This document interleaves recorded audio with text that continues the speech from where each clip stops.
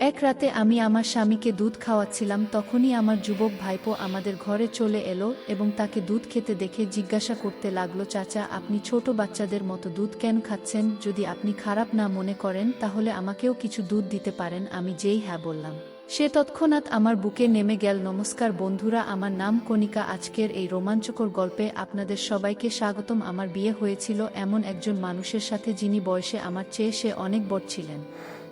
তার নাম ছিল সাহিল। যখন আমার বয়স ছিল 20 বছর তখন তার বয়স ছিল 40 বছর।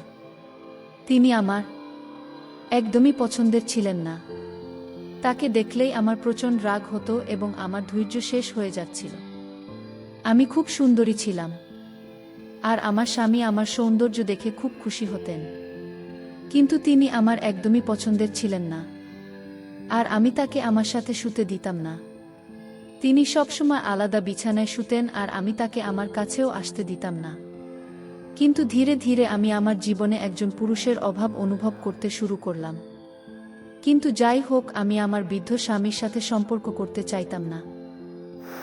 আমি একা একা জীবন কাটাচ্ছিলাম, যখন হঠাৎ একদিন আমার দেবরের ছেলে অর্থাৎ আমার ভাইপো আমাদের বাড়িতে চলে এলো। তার নাম ছিল প্রতীক। আমি প্রতীককে প্রথমবার দেখছিলাম, কারণ আমাদের বিয়ের সময়ও সে কোনো কাজের জন্য আসতে পারেনি। প্রতীক বাড়িতে আসার পর সবাইকে দেখে নীল এবং আমাকেও জড়িয়ে ধরল, কিন্তু যেই প্রতীক আমার সাথে কথা বলার চেষ্টা করল, আমার স্বামী রাগান্বিত দৃষ্টিতে তার দিকে তাকালেন। পরিবেশ বেশ উত্তপ্ত হয়ে গিয়েছিল। এই পরিবেশকে একটু ঠান্ডা করতে আমি প্রতীককে জিজ্ঞাসা করলাম, আরে প্রতীক, হঠাৎ করে বাড়িতে আসার সুযোগ কিভাবে পেলে? আমি এতটুকু জিজ্ঞাসা করেছিলাম।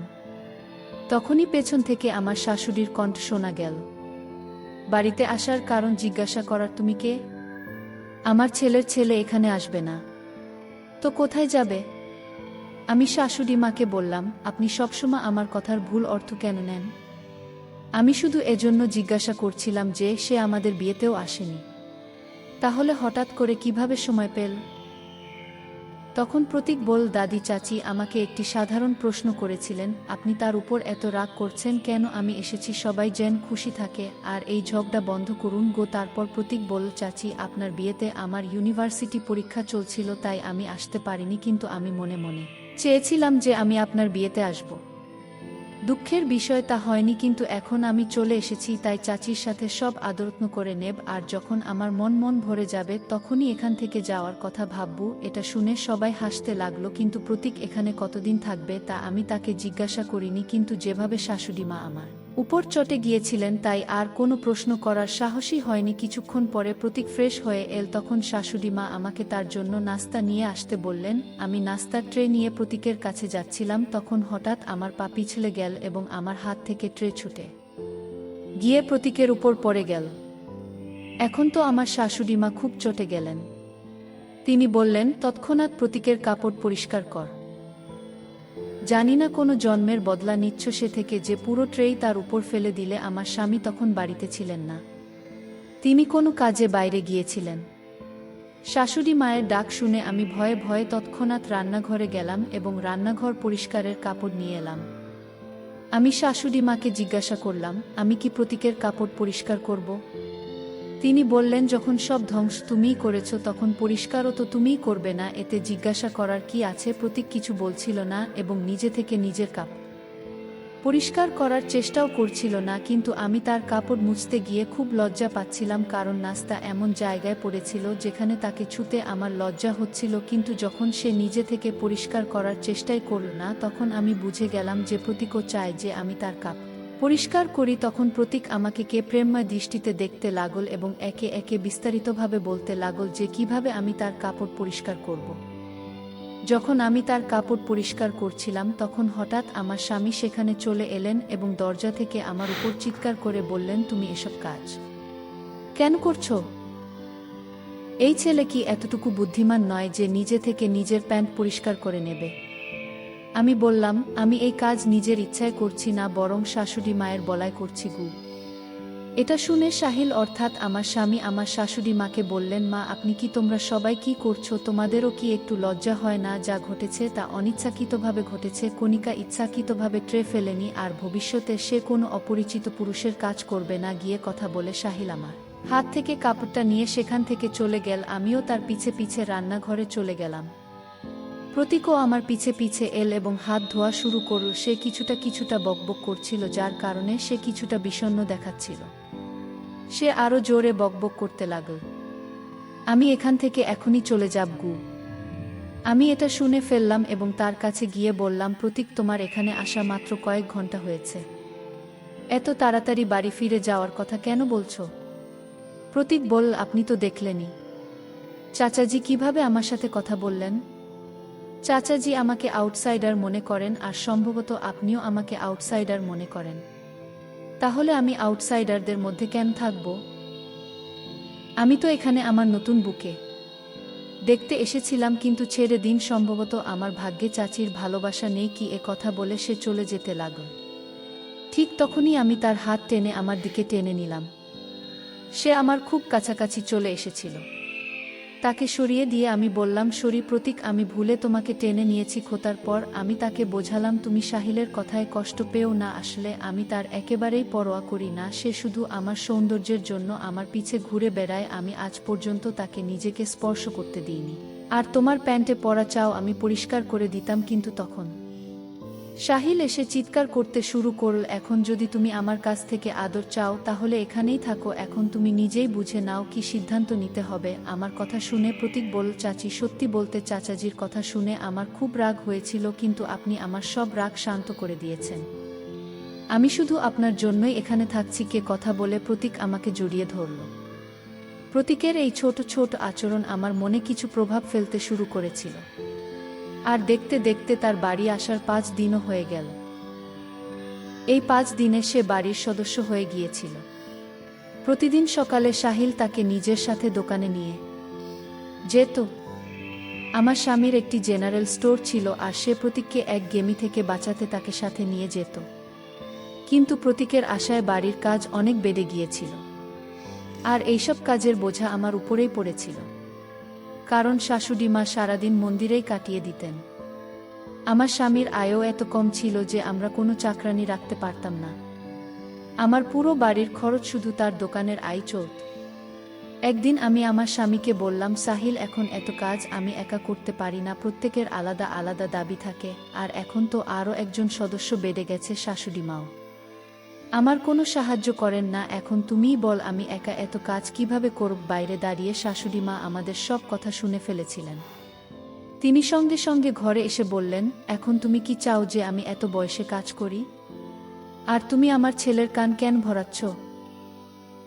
যা বলার আছে আমাকে বল। ও তারপর আমার আর শাশুড়ি মায়ের মধ্যে ঝগড়া শুরু হয়ে গেল। সাহিল আমাদের দুজনকে শান্ত করল এবং বলল, এখন মা কাজ করতে পারবেন না, আর আমি বাড়িতে চাকরানি রাখতে পারি না, তাহলে যার কারণে কাজ বেড়েছে সেই তোমার সাহায্য করবে। সাহিল বলল, প্রতীক এখন থেকে দোকানে যাবে না, সে এখানেই থেকে কণিকার সাহায্য করবে। আমার স্বামী তার দায়িত্ব থেকে মুক্তি পেতে তার যুবক ভাইপোকে আমার সাথে বাড়িতে একা রেখে যাওয়ার সিদ্ধান্ত জানাল। আমি আর কিছু বললাম না এবং তার সিদ্ধান্ত মেনে নিলাম। পরের দিন থেকে প্রতীক আমার সাথে থাকতে শুরু করল এবং সব কাজে আমাকে সাহায্য করতে লাগল। নাস্তা করার পর শাশুড়ি মা মন্দিরে চলে যেতেন আর সাহিল দোকানে চলে যেতেন। তাদের চলে যাওয়ার পর আমি নাস্তা করতাম। প্রতীকও আমার সাথে বসে নাস্তা করত। শাশুড়ি মা আর সাহিল চলে যাওয়ার পর প্রতীক কিছু অদ্ভুত আচরণ করতে শুরু করত। যতক্ষণ তারা বাড়িতে থাকত ততক্ষণ প্রতীক আমার থেকে দূরত্ব বজায় রাখত। সবাই চলে যাওয়ার পর সে আমার কাছাকাছি আসতে শুরু করত। তবে ভালো দিক ছিল যে শাশুড়ি মা কখনো হঠাৎ বাড়ি চলে আসতেন, যার কারণে প্রতীক ভয়ে কিছুটা দূরে সরে যেত। সবাই চলে যাওয়ার পর সে আমার কাছে তার ব্যক্তিগত কাজ করা, যেমন তার পিঠে সাবান লাগানো, তার কাপড় বের করে রাখা, তার সাহস এত বেড়ে গিয়েছিল যে সে আমাকে এ পর্যন্ত বলতে শুরু করেছিল যে আমার কোনো শাড়ি বা কোন ধরনের ব্লাউজ পরা উচিত, যদিও আমি তা উপেক্ষা করছিলাম। একবার সে আমাকে গোসলের পানি ভরতে বলল। সেদিন আমি সকাল থেকেই রাগে ছিলাম। আমি তার বাথরুমে খুব গরম পানি রেখে দিলাম। কিছুক্ষণ পর প্রতীক দৌড়ে সরাসরি আমার ঘরে চলে এল। তার শরীরে শুধু একটি তোয়ালে জড়ানো ছিল, তার শরীর খুবই টানটান ছিল। আজ আমি লক্ষ্য করেছিলাম যে সে খুবই সুন্দর ও যুবক একটি ছেলে। ঘরে ঢুকেই সে লাফাতে শুরু করল এবং বলল, চাচি, আমার এটা পুড়ে গেছে। আমি জানতাম যে আমি তার বাথরুমে খুব গরম পানি রেখে এসেছিলাম, কিন্তু গোসল শুরুর সময় কেউ কি নিজের সেই জায়গায় পানি ঢালে? সে আবার বলল, চাচি, কোনো ক্রিম থাকলে দয়া করে লাগিয়ে দাও, আমার খুব জ্বালা করছে। এত বলতে বলতে সে আমার বিছানায় বসে পড়ল। আমি জিজ্ঞেস করলাম কোথায় জ্বালা করছে। সে তার উরুর দিকে ইশারা করতেই আমি একটু ঘাবড়ে গেলাম। আমি ভাবলাম আমার ভুল হয়ে গেছে, আমাকে কে বাথরুমে এত গরম পানি রাখা উচিত ছিল না। কিন্তু তারও তো দেখে নেওয়া উচিত ছিল যে পানি বেশি গরম নাকি ঠান্ডা। সেই সময় লজ্জা ও ভয়ে আমি ধীরে ধীরে তার পা থেকে তোয়ালে সরাতে শুরু করলাম। তার পা হাঁটুর উপর পর্যন্ত পুড়ে গিয়েছিল। সেই যুবক ছেলেটিকে এভাবে স্পর্শ করতে আমার খুব লজ্জা হচ্ছিল। তোয়ালে সরানোর আগে আমি প্রতীকের দিকে একবার তাকালাম। তার শয়তানি চোখ দেখে আমি সেখান থেকে সরে গেলাম এবং তাকে বললাম, প্রতীক, তুমি মিথ্যা বলছো, এটা সব তোমার নাটক না? এতে সে বলল, চাচি, আমি তোমার কাছ থেকে সত্য শুনতে চেয়েছিলাম। তুমি কি ইচ্ছে করে আমার জন্য গরম পানি রেখেছিলে? আমি এতটা বোকাও নয় যে পানি না দেখে গোসল করতে বসে যাব। আমি শুধু জানতে চেয়েছিলাম তোমার মনে আমার জন্য রাগ নাকি চিন্তা আছে। আমি তো আমার চাচির সঙ্গে ছোট্ট একটা মজা করছিলাম। প্রতীকের এই কথা শুনে আমার তার উপর খুব রাগ হলো। ঠিক তখনই সে আমার হাত ধরে নিজের দিকে টেনে নিল এবং আমার চোখের দিকে তাকিয়ে বলল, চাচি, আমি তোমাকে কেমন লাগি? তার প্রশ্নটা আমার কাছে বেশ অদ্ভুত লাগলো। আমি বললাম, প্রতীক, তুমি কি পাগলামি করছো? এটা ভুলো না যে আমি তোমার চাচি। আমার হাত ছেড়ে দাও, না হলে আমি তোমার চাচাকে তোমার বিরুদ্ধে অভিযোগ করব এবং তিনি তোমার এই আচরণের জন্য তোমাকে বাড়ি থেকে বের করে দেবেন। কুপ্রতীক বলল, চাচা আমাকে বাড়ি থেকে বের করতে পারবে না। কুপ্রতীকের ধরা আরও শক্ত হচ্ছিল। সে আমার এত কাছে চলে এসেছিল যে আমার স্বামীও কখনো এত কাছে আসেননি। প্রতীকের কারণে আমার শক্তি খুব কমে যাচ্ছিল এবং তখনই সে আমার কানে প্রেমময় কথা বলতে শুরু করল। এখন আমি একদম নিস্তেজ হয়ে যাচ্ছিলাম। ঠিক তখন বাইরে থেকে শাশুড়ির আওয়াজ এল, বউ, বাইরে আসো। আজ জীবনে প্রথমবার আমার শাশুড়ির আওয়াজ খুব মিষ্টি ও শান্তিদায়ক লাগল, কারণ এই আওয়াজের জন্যই আমি প্রতীকের কবল থেকে মুক্তি পেলাম। শাশুড়ির আওয়াজ শুনেই প্রতীক আমাকে ছেড়ে দিল। একবার সাহিল বাড়ি এলে আমি ঠিক করলাম যে আমি তার কাছে তার সবজির অভিযোগ করবই। রাতে ঘুমানোর আগে সাহিল আমাকে জিজ্ঞেস করল, এখন তো তোমার কাজের বোঝা অনেক কমে গেছে, প্রতীক তো তোমাকে সাহায্য করে না? আমি সাহিলকে কিছু বলতে যাচ্ছিলাম, ঠিক তখনই প্রতীক আমাদের ঘরে ঢুকে সাহিলকে জিজ্ঞেস করল, চাচা, আপনি ছোট বাচ্চার মতো দুধ কেন খাচ্ছেন? এতে আমি বললাম, তোমার চাচার ক্যালসিয়ামের অভাব আছে, তাই তিনি রোজ রাতে দুধ খান। তোমার এতে কোনো সমস্যা আছে? এই রাতের সময়টা আমাদের স্বামী স্ত্রীর জন্য। তুমি আমাদের মধ্যে আসো না। ঘরের লাইট বন্ধ করে দাও এবং এখান থেকে চলে যাও। এত বলেই আমি প্রতীককে আমার ঘর থেকে বের করে দিলাম। আমি যা বললাম তা শুনে সাহিলের মুখে হাসি ফুটে উঠল। সে আমাকে খুব স্নেহের দৃষ্টিতে দেখতে লাগল। আমি তার কাছে গিয়ে খুব আদর করে তাকে দুধ খাওয়াতে লাগলাম। দুধ খেতে খেতে সাহিল আমার কোলে ঘুমিয়ে পড়ল। পরদিন সকালে উঠে আমি রান্নাঘরে যাচ্ছিলাম, হঠাৎ প্রতীক আমার হাত ধরে তার ঘরে টেনে নিল। সে আমাকে খুব শক্ত করে ধরে রেখেছিল। তার এই নিচু কাজ দেখে আমি বললাম, প্রতীক, একই বেয়াদবি। পরের 5 সেকেন্ডে যদি তুমি আমার হাত ছেড়ে না দাও, আমি জোরে চিৎকার করব এবং চাচাকে ডাকব। প্রতীক বলল, চাচি, তুমি মাইক নিয়েও আসো। তবু চাচা উঠবেন না, কারণ তার স্ত্রী তাকে ঘুমের ওষুধ মিশ্রিত দুধ খাওয়াইয়েছে, তাই সে উঠবে না। প্রতীকের এই কথা শুনে আমি হতবাক হয়ে গেলাম। সে তার মোবাইলে আমাকে একটি ভিডিও দেখালো এবং বলল, এটা দেখো চাচি, আমি তোমাকে দুধে ঘুমের ওষুধ মিশাতে দেখেছি। শুধু এটাই নয়, আমি তোমার আরও অনেক কাজের ভিডিও বানিয়েছি। যদি চাচা এই ভিডিও দেখে ফেলেন তাহলে তোমার কি হবে? এত বলেই সে তার শয়তানি হাসি হাসতে লাগল।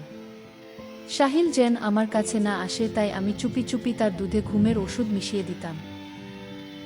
সেই ভিডিও দেখিয়ে প্রতীক আমাকে ব্ল্যাকমেইল করতে শুরু করেছিল এবং এই অজুহাতে আমি প্রতীকের সাথে ঘনিষ্ঠতা বাড়ানোর চেষ্টা করছিলাম। আমি তাকে ভালো মনে করতাম, কিন্তু সে ছিল খুবই ধূর্ত। এখন প্রতীকের সাথে মিষ্টি মিষ্টি কথা বলার আমার আর কোনো উপায় ছিল না, তাই আমি তার গলায় হাত দিয়ে দাঁড়িয়ে বললাম, আরে প্রতীক, আমি তো শুধু মজা করছিলাম। তুমি যেদিন থেকে এখানে এসেছো সেদিন থেকে আমি তোমার কাছাকাছি আসতে চেয়েছি, কিন্তু সুযোগ পাচ্ছিলাম না। আর আজ দেখো কত ভালো সুযোগ এসে গেছে।